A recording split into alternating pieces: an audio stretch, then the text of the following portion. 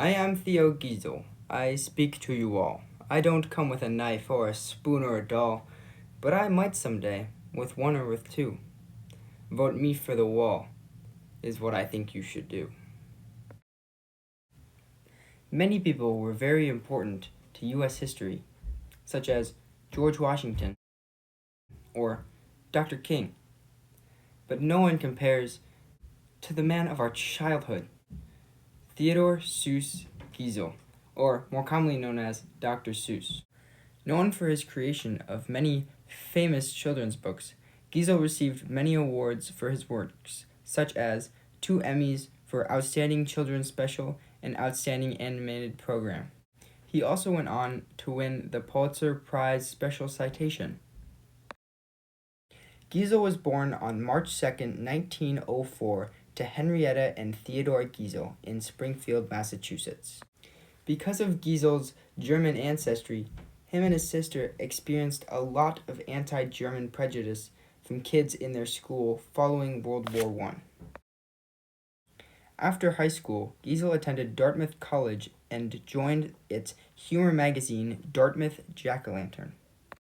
Unfortunately, one day, Giesel was caught drinking and he had to resign from all extracurriculars, including the humor magazine, despite him being editor-in-chief. To continue his participation in the magazine, he went undercover by signing his works with his middle name, Seuss. After graduating from Dartmouth, he entered Lincoln College, Oxford, intending to earn a doctorate of philosophy in English literature. Here, he would meet his future wife, Helen Palmer, who suggested he should pursue a drawing and writing career after seeing all of his amazing, interesting drawings.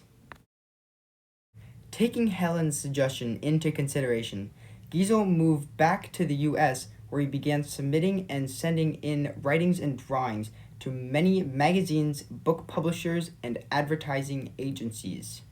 His first ever nationally published cartoon appeared in the July 16, 1927 issue of the Saturday Evening Post.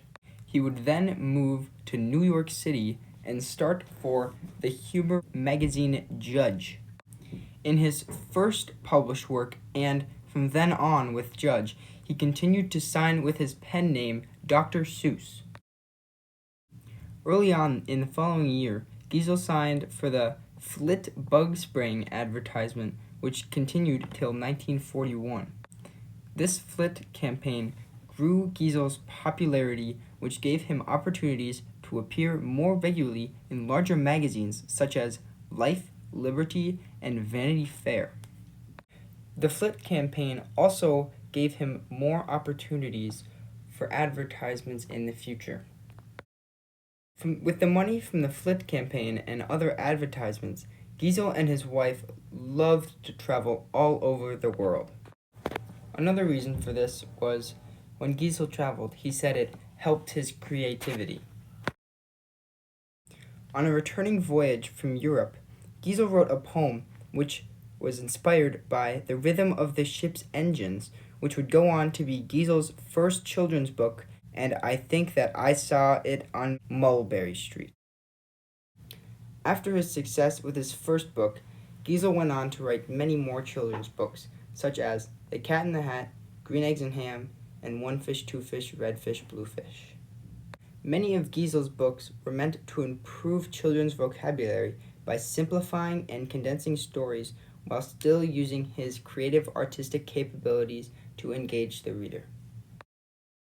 Sadly, after a very impactful life on all children around the world, Theodore Giesel passed away at the age of 87 on September 14, 1991, due to cancer.